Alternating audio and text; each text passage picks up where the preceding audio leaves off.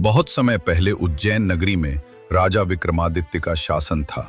वे न सिर्फ पराक्रमी और बुद्धिमान थे, बल्कि न्यायप्रिय भी थे। उनकी न्यायप्रियता की दूर दूर तक ख्याति थी। एक दिन एक साधु राजा के दरबार में आया। उसके साथ एक सुंदर फलदार वृक्ष की छोटी सी कलम पौधा थी। साधु ने कहा, महाराज, यह वृक्ष दिव्य है।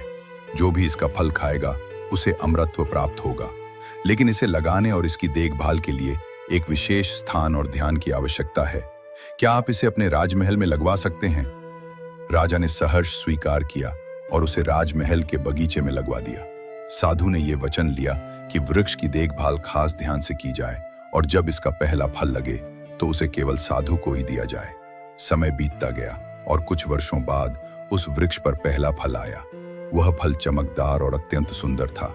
राजा के बगीचे के रक्षक ने वह फल देखकर लोभवश उसे चुपके से तोड़ लिया और अपने घर ले गया। अगले दिन साधु दरबार में आया और बोला, महाराज, मेरे वृक्ष का फल तो कोई ले गया है। यह धोखा है। राजा विक्रमादित्य ने तुरंत दरबार में जांच का आदेश दिया। सब परखने के बाद भी कोई दोषी नहीं मिला। राजा ने तब सब चुपचाप से एक युक्ति अपनाई। उन्होंने पूरे महल में घोषणा करवा दी, जो भी व्यक्ति उस फल को खाकर अमर होना चाहता है, वह कल दरबार में आए और सत्य बोले, उसे दंड नहीं मिलेगा। अगले दिन वह रक्षक डरते डरते दरबार में आया और सच्चाई स्वीकार कर ली। उसने कहा, महाराज, मैं उस फल की शक्ति से मोहित हो गया और उसे चुपके से ले गया, पर अब मुझे अपने अपराध का पछतावा है।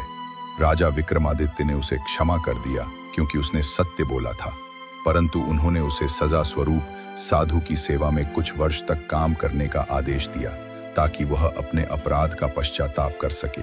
साधु ने मुस्कुराकर राजा की बुद्धिमानी की प्रशंसा की और कहा, महाराज, आप जैसे न्यायप्रिय राजा ही सच्चे अर्थों में धरती पर ईश्वर का रूप होते हैं। सीख, सच्चाई स्वीकार करने में ही सच्चा साहस होता है और न्याय तभी पूर्ण होता है जब उसमें दया और समझदारी भी हो।